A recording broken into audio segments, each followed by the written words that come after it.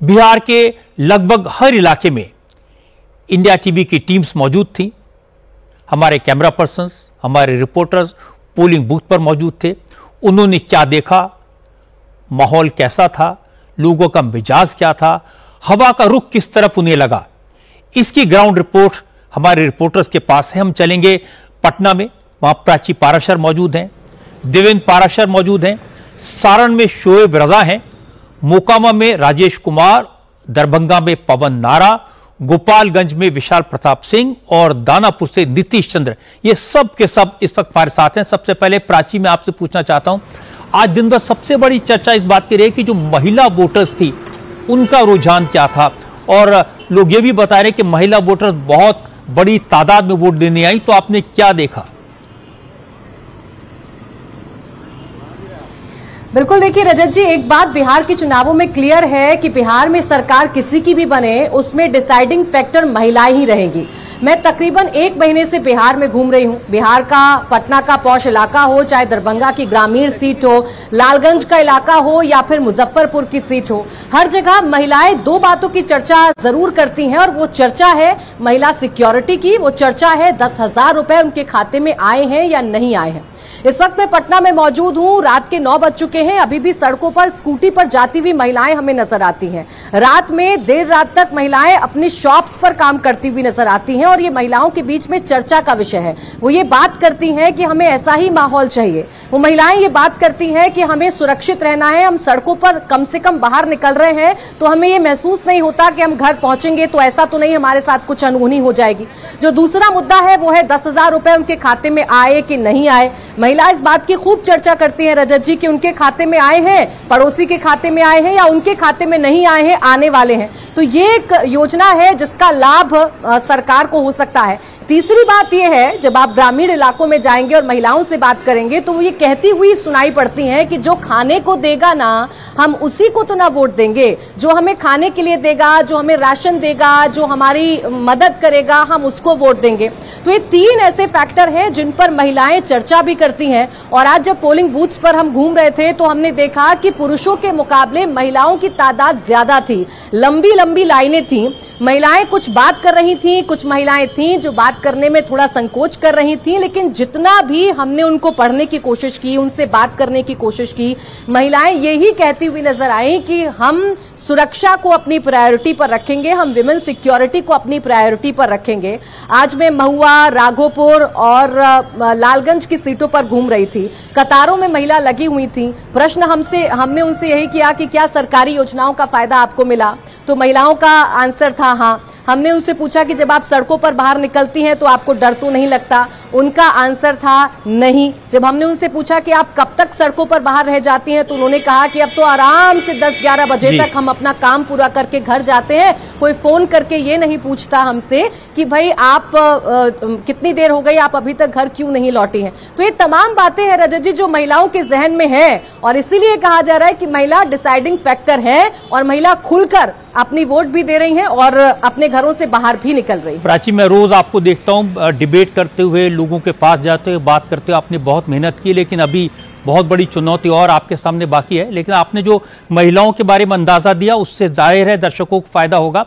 राजेश, मोकामा एक ऐसी कॉन्स्टिट्यूंसी है जिसकी सबसे ज्यादा चर्चा हुई है, क्या आपको देखने को मिला? क्या जातियों का टकराव वैसा ही है जैसा हम लोग रोज सुनते हैं? बिल्कुल, देखिए रजत जी, जब चुनाव प्रचार के दौरान तमाम तरह की बातें होती हैं, विकास की बातें होती हैं, रोजगार की बातें होती हैं, लेकिन जो पोलिंग डे होता है रजत जी बिहार में, इसके पहले भी हम देखते रहे और आज भी कुछ जुदा देखने को नहीं मिला। जातियों के हिसाब से ही लोगों ने वोटिंग की। साफ साफ कई लोगों ने तो यह भी कहा कि फला कैंडिडेट हमारी जाति का है, इस वजह से हम उसे वोट दे रहे हैं। और मोकामा में ये बहुत ज्यादा देखने को मिला, मोकामा और उसके आसपास के इलाकों में, क्योंकि चुनाव प्रचार के दौरान जो यहां एक हत्याकांड को अंजाम दिया गया, उसके बाद उसकी शव यात्रा निकली, उसमें जिस तरीके से नारेबाजी की गई, उसने कहीं ना कहीं जो सवर्ण जातियां हैं उनको गोलबंद किया, उनको एनडीए के पक्ष में गोलबंद किया।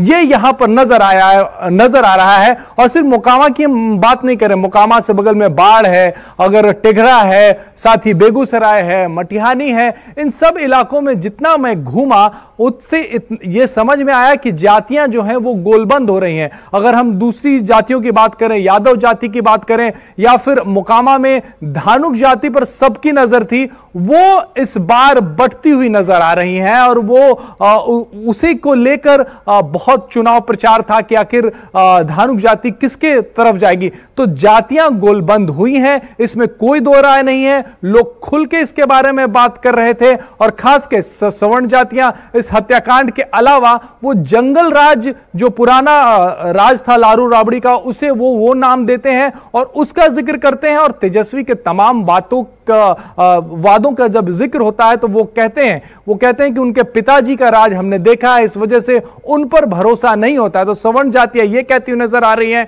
जबकि अगर हम यादव जाति की बात करें, वो पूरी तरीके से तेजस्वी के पीछे खड़े हैं। तो आपने राजेश बिल्कुल कंफर्म किया जो बात हम यहां बैठ के चर्चा करते हैं रोज की, बिहार की राजनीति में आज भी जातिगत समीकरणों का बड़ा असर है, और मोकामा से बेहतर कोई एग्जाम्पल नहीं हो सकता।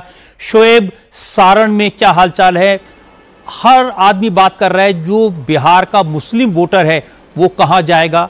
आरजेडी के साथ जाएगा, कांग्रेस के साथ जाएगा, या फिर उसको चैलेंज मिलेगा ओवैसी से? आपने क्या देखा, क्या महसूस किया, लोगों ने क्या बताया आपको? बिल्कुल, देखिए एक बड़ा समीकरण है बिहार में, MY समीकरण। इसको लेकर तमाम तरह की जो बातें हैं शुरुआत से ही होती रही, और जो गठबंधन है वो समझता है कि हमारा वोटर है। हालांकि आज की वोटिंग का जो पैटर्न है उसमें ये बात नजर भी आई। हम सारण ही नहीं, आसपास की जितनी विधानसभा सीटें थी सारण जिले की या दूसरी, उन तमाम जगहों पर गए, और जो MY समीकरण है वो यकीनन जो गठबंधन के उम्मीदवार है उसकी तरफ जाता हुआ दिखाई दिया। हालांकि ये बात सच है कि कई सीटों पर, जैसे रघुनाथपुर की अगर बात करते हैं, या फिर बहादुरपुर की बात करते हैं, या मुंगेर की बात करते हैं, इन तमाम सीटों पर जो MY समीकरण है बड़ा मजबूत है, और गठबंधन ये समझ रहा है कि ये वोट उनको मिला है यकीनन। लेकिन 2020 को अगर हम देखते हैं तो इन तमाम सीटों पर जो मार्जिन था वो काफी कम रहा था। ऐसे में ये भी जो NDA के लोग हैं वो ये मान रहे हैं कि भले ही 2020 में ये वोट तब भी उनको मिला था, लेकिन कुछ सीटों पर तब भी जो NDA के उम्मीदवार थे वो जीते थे।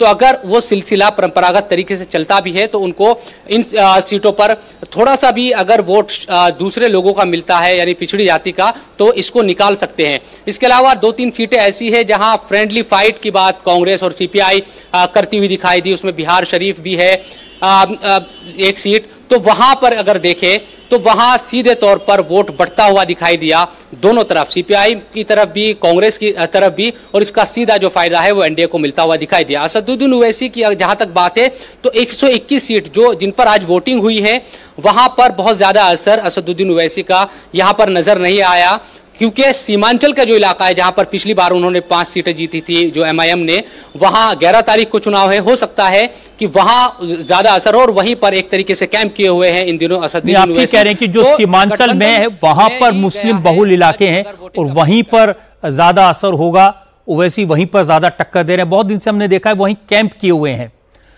पवन नारा, मैं आपसे पूछना चाहता हूं जो अति पिछड़ा वोटर है उनके बारे में क्या रुख आपको दिखाई दिया? क्या लोगों से आपने सुना, लोगों ने आपको क्या बताया?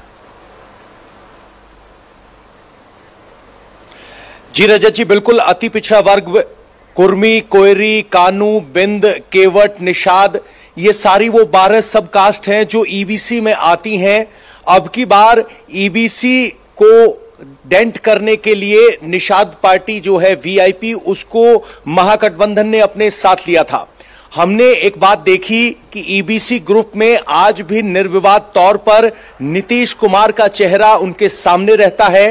दरभंगा ग्रामीण, केवटी, जाले, अलीनगर और गोराबोराम, ये सारी वो सीटें हैं जहां पर हम घूम रहे थे।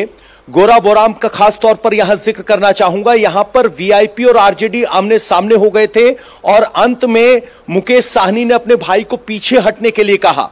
उसका असर यह देखा गया कि जो मल्लाह समाज है वो एकदम VIP के मुखर हो गया।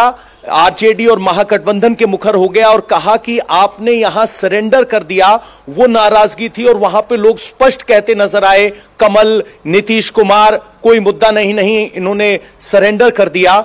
तो जो अब की बार महागठबंधन की कोशिश थी कि ईबीसी के अपने दायरे को बढ़ाते हुए लेकर आए, वो कहीं ना कहीं कामयाब नहीं हुई। जैसे लास्ट मिनट का चेंज था, मुझे लगता है इससे काफी नुकसान हुआ होगा। जो मुकेश सैनी के भाई को हटाया, इसका वाकई में नुकसान होगा, लोगों पर असर डालेंगे।